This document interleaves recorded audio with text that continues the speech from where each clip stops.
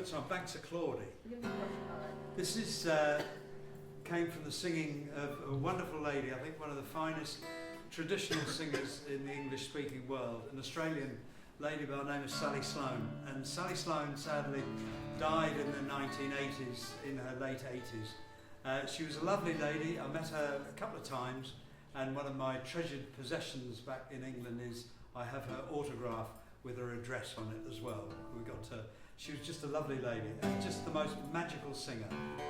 And the story, I don't believe that this story is true, but I always tell it because I think it's a great story. But in the 1950s and before that, but mostly the 1950s, the song collectors were going around the countryside, and it was so important that John Meredith and people of his ilk were going around collecting these songs off the old singers, because if they hadn't, these songs would have been lost forever.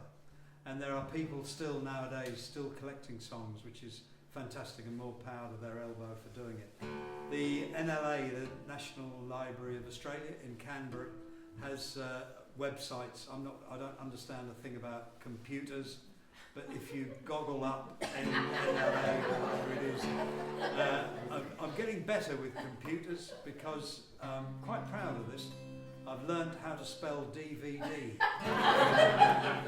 The only problem is I'm getting the D's round the wrong way. But the NLA, if you look up, you can hear Sally Sloan singing on it, and Simon MacDonald, and some truly sensational Australian traditional singers, and the songs that they sing are just absolute magic. And this is, what John Meredith was doing in New South Wales was going out at the have you ever heard this story? I think so. At the weekends, he and a group of other blokes, musicians, were going out and doing concerts, free concerts in the country towns of New South Wales, going round and just doing free concerts. And at the end of the concert, they would encourage people to come up and say if they knew any of the songs, the versions, the stories, the tunes or whatever. And they were in parks, I think it was parks one particular time in New South Wales. And at the end of the concert, this bloke came up and he was very drunk. Now, both Iris and Dennis, I'm excluding Kate from this, but both Iris and Dennis are fantastic at imitating drunks. Because it's not an imitation actually, but I've noticed over the last few days of how they, anyway, we won't go down that road. But he came up at the end of the concert and he said, look, he said, my wife sings a lot of these songs you've been doing, and she knows some tunes and things like that. So he said, this is our address, come out and see us. So they patted him on the head and gave him a lump of sugar and said, okay, yeah, we'll come out and see you tomorrow.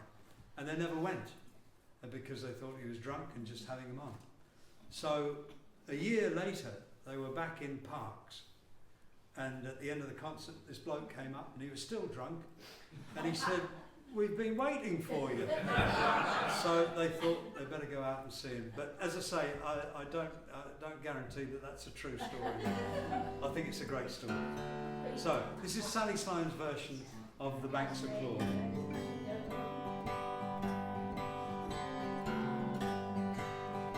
It was on a summer's morning, all in the month of May, down by the banks of Claudy, I carelessly did stray.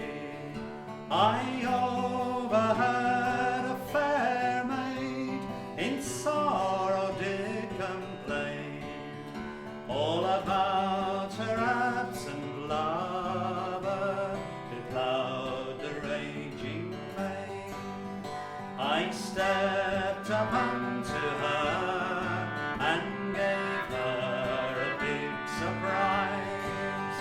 I hope she wouldn't know me, I being in such disguise. I said, my pretty fair maid, my joy on earth's delight, how far do you mean to ramble this dark and dreary night? It's to the banks of Claudy, if you'll be kind to show. Take pity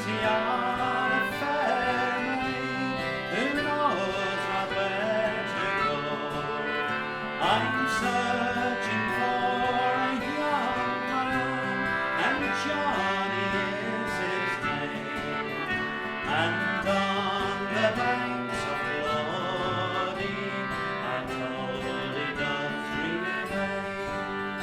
These are the banks of Claudy, their age is standing high, but don't depend on Johnny, for he's a false young man. But don't depend on Johnny, for he'll not meet you here. But tarry with me in the young green woods, the rain will leave you clear. If Johnny was here this night, he'd keep me from all harm. He's in the field of battle, all in his uniform. He's in the field of battle, and his foes he does destroy, like the Lord